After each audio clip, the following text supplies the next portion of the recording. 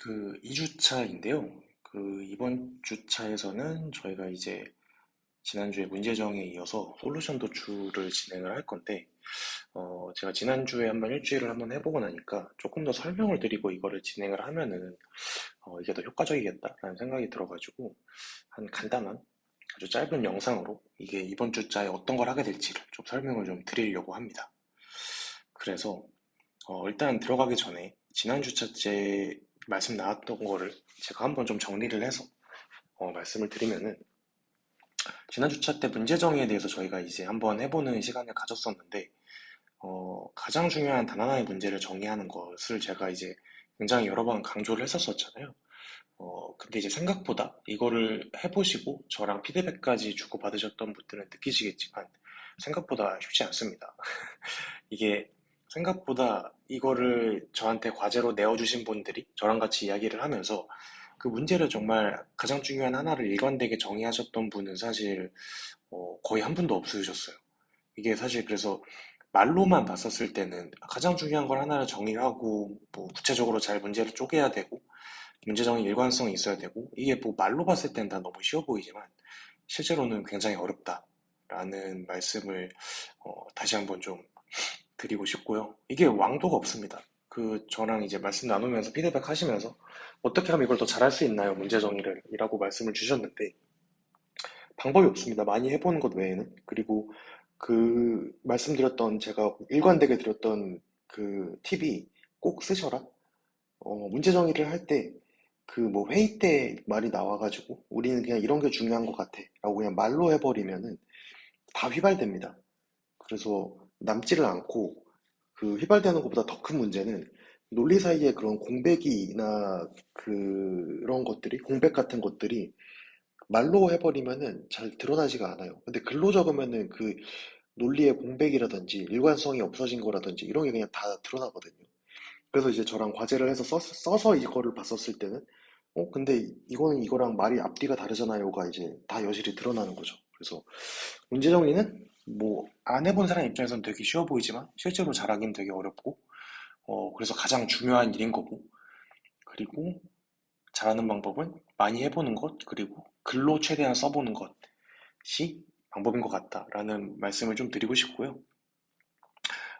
이거를 좀 저희가 그 진행을 하면서 피드백을 좀 들으려고 하는데, 이거를 어차피 그 오픈 카톡방 다 익명이잖아요. 그래서 오픈 카톡방 여기 들어오셔서 익명으로 그냥 한 줄씩만 좀 남겨주셨으면 좋겠어요. 그래서 좀 그게 이제 뭐 구글 폼 이런 거 하는 것보다 더 편하게 쓰실 수 있을 것 같아서, 이렇게 하면 저도 좀 그 아쉬운 점 같은 것도 어차피 익명이니까 편하게 그냥 한 문장씩만 남겨주셨으면 좋겠고, 그 다른 분들도 이제 이거 보고 이게 좋았던 건지 안 좋았던 건지 궁금하신 분들도 있을 수 있으니까 저희 오픈 카톡방에 사람이 그래도 한 80명 정도 있거든요, 이제.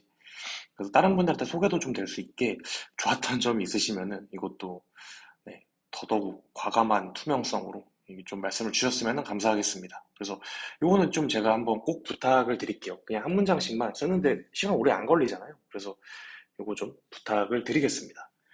그 다음에 그럼 이제 이번 주에 뭘 할 거냐?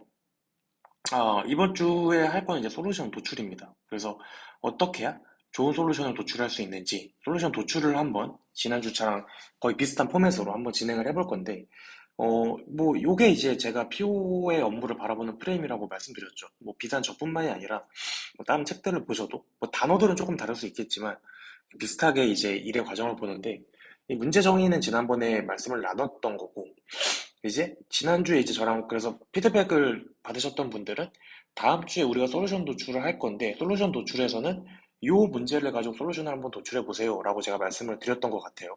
그래서 그분들은 이제 그거에 해당하는 솔루션을 좀 도출해 주시면 될 것 같고요. 솔루션 도출 관련돼서 제가 좀 염려의 말씀을 두 가지만 먼저 드리면은 이게 솔루션 도출이 산으로 가기 굉장히 쉬운 단계입니다. 그러니까 왜냐면은 솔루션 도출의 가장 큰 문제는 재미가 있어 버려요. 왜냐면은 이게 가설인 거거든요, 솔루션은 결국. 그러니까 이거를 이렇게 하면은 이 문제가 해결될 거야. 이게 가설인 거잖아요. 그게 솔루션인 거고. 여서 얼핏 하면 상상의 나래를 펼치기에 너무 쉬워집니다. 이런 거 있으면 좋지 않을까? 이런 거 있으면은 사람들이 이 문제를 해결하지 않을까? 이런 게 있으면 결제를 더 하지 않을까? 같은 상상의 나래를 펼치기에 너무 쉬워서 재미가 있어요. 그렇기 때문에 가장 위험합니다. 네. 재밌기 때문에 위험한 거예요. 그런 함정에 빠지시면 안 됩니다. 그리고 한 문장으로 정리가 되어야 돼요. 솔루션 도출은. 그리고 솔루션은 아까 가설이라고 말씀드렸잖아요. 근데 그 가설이 이거는 이렇고 이거는 이렇고 이거는 이렇기 때문에 이거라면 매출이 오를 거예요. 같이 쿠션이 많이 들어가는 것들은 대부분 잘 되기가 힘듭니다. 네. 무조건 지루해 보이고 단순하고 심플한 가설들이 임팩트가 있습니다. 버튼의 사이즈를 키우면 클릭률이 높아질 것이다.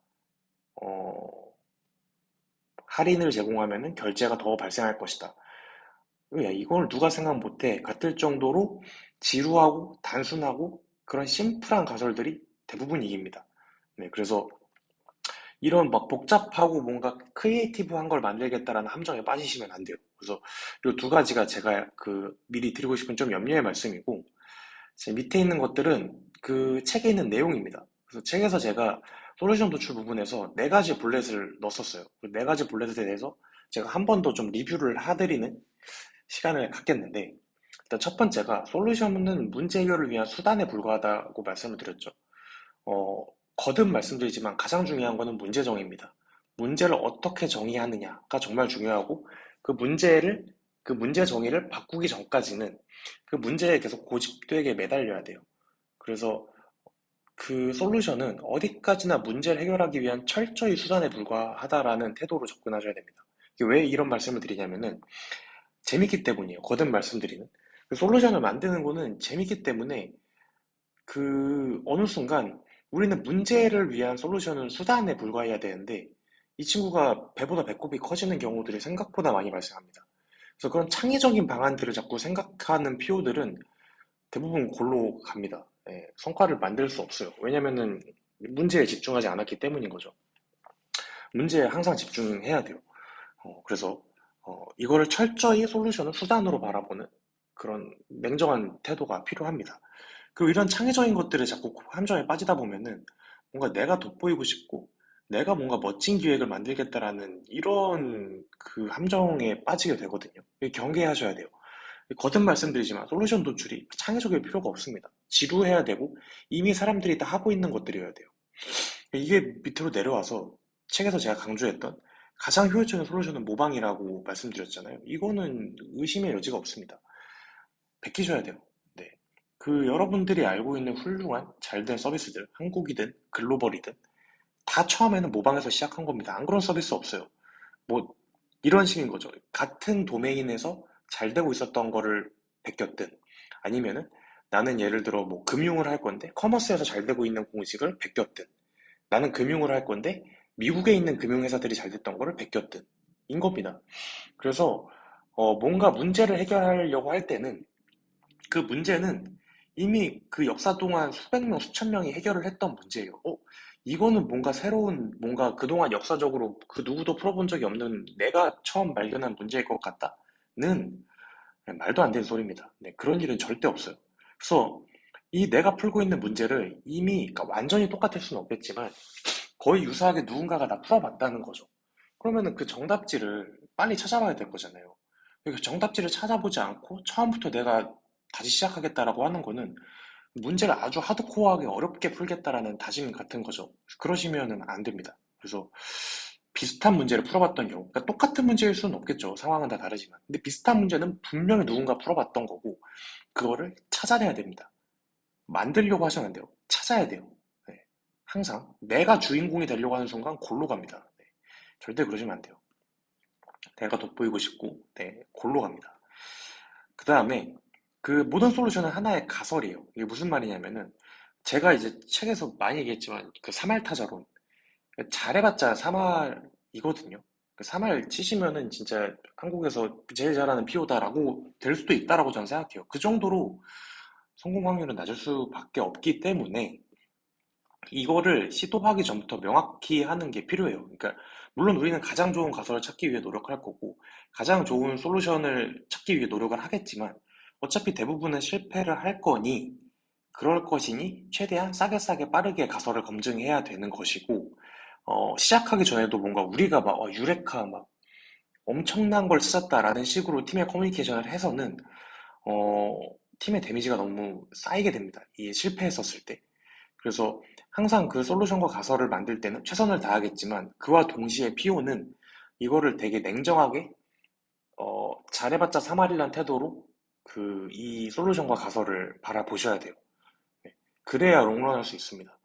말씀드렸던 것처럼 대부분의 상황은 실패를 할 거기 때문에 대부분의 상황은 실패를 할 건데 실패할 때마다 뭔가 너무 데미지를 많이 입으면은 이 게임을 오래 가져갈 수가 없어요. 저랑 피드백 하셨던 분들한테 제가 여러 번 말씀드렸지만 좋은 문제 정의를 하고 해놓으면은 꾸준히 그 좋은 문제에 일관되게 집중만 하면은 대부분의 경우 문제는 풀립니다. 시간이 얼마나 걸리냐의 문제인 거지. 그래서 일관된 실행이 중요한 거고 한두 번에 해봤다고 안 된다고 좌절하지 않는 게 중요하거든요. 그러기 위해서는 한두 번 했을 때 좌절하지 않을 수 있도록 솔루션을 뭔가 조금 냉정하게 바라보는 태도가 필요하다라는 뜻입니다. 그 다음에 이것도 이제 제가 많이 말씀드렸던 내용인데 10%인가요? 10배인가요? 솔루션을 바라보실 때 이분법적으로 바라보셔야 돼요. 그래서 모든 종류의 솔루션은 둘 중에 하나밖에 없습니다. 성공한다는 전제하에 10배, 성공한다는 전제하에 10%인 건지. 그러니까 이거를 제가 얘기를 하면은 자꾸 이제, 이게 될지 안 될지 어떻게 알아요? 이런 질문들을 하시는데, 이건 될지 안 될지에 대한 얘기를 하는 게 아닙니다. 성공한다는 전제하에인 거죠. 성공한다는 전제하에 10배의 성과를 만들 수 있는 건지, 10%의 개선을 만들 수 있는 건지를 얘기하자는 거죠. 그래서 만약에 우리 서비스가 지금 완전 PNP에서 못 찾았고, 지금 이 문제에 대해서는 그냥 뭐 기존에 예를 들어 뭐 구매 전환율이 뭐 3%였던 거를 이거를 한 3.3% 정도로 10% 개선을 한 거죠. 3.3% 정도로 10% 개선을 하는 거가 필요하다의 상황인 건지 3%였던 게 3.3%로 되는 거는 지금 회사의 상황에 아무런 의미가 없다.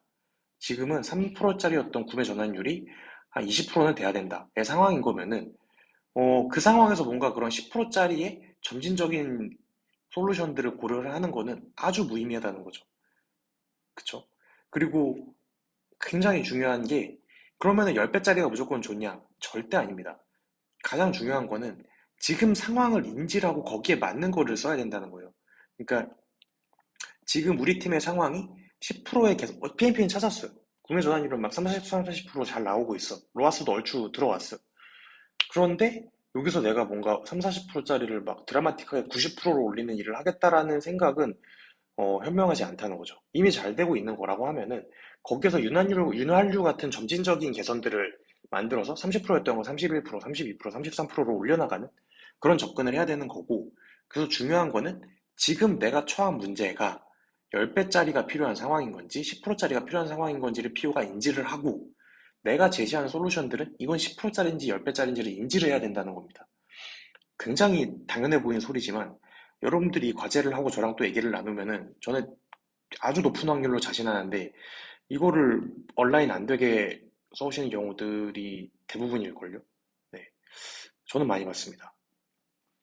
그래서 아무튼 이번 주에 진행할 솔루션 도출에 관련된 저희가 드리고 싶었던 말씀들을 좀 드렸고요. 과제도 간단하게 좀 설명을 드리면은 이제 지난번에 정의했던 문제에 대해서 가능한 솔루션들을 좀 한번 리스트업을 해볼 거예요. 그래서 생각하시는 각자의 솔루션들을 쭈루룩 적어주시고 솔루션에 대해서 한번 스코어링을 해볼 겁니다.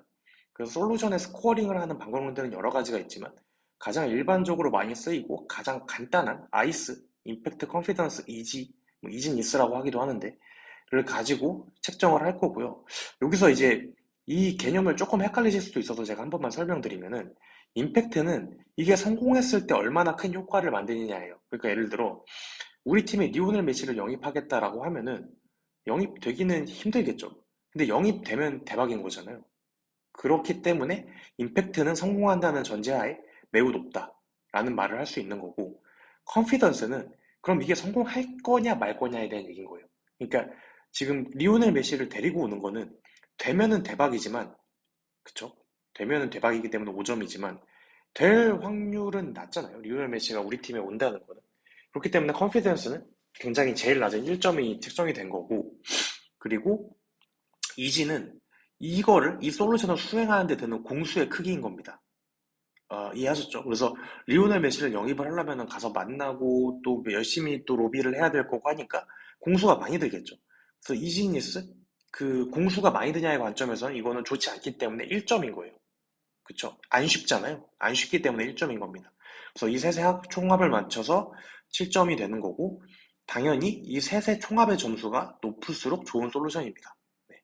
그래서 이렇게 좀 그 솔루션들을 스코어링을 해보는 방법론인 거고요.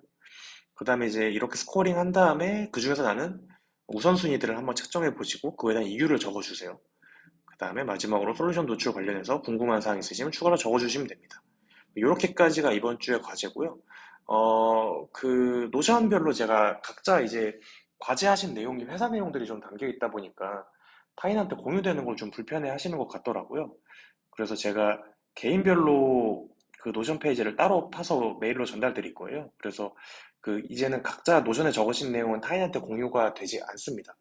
네, 그렇게 저희가 이제 각자 것만 볼 수 있게 해야 편하게 진짜 날것의 상황을 쓰실 수 있을 것 같아서 그렇게 제가 해놨으니 이번에는 이제 노션에다가 이제 안전한 곳이니 편하게 적으셔도 되고 그래도 나는 노션으로 하기 싫고 이메일로 하고 싶다라고 하시면은 이메일로 답장 주셔도 전혀 상관없습니다. 네. 아무튼 여기까지고 이번 주도 네, 파이팅입니다.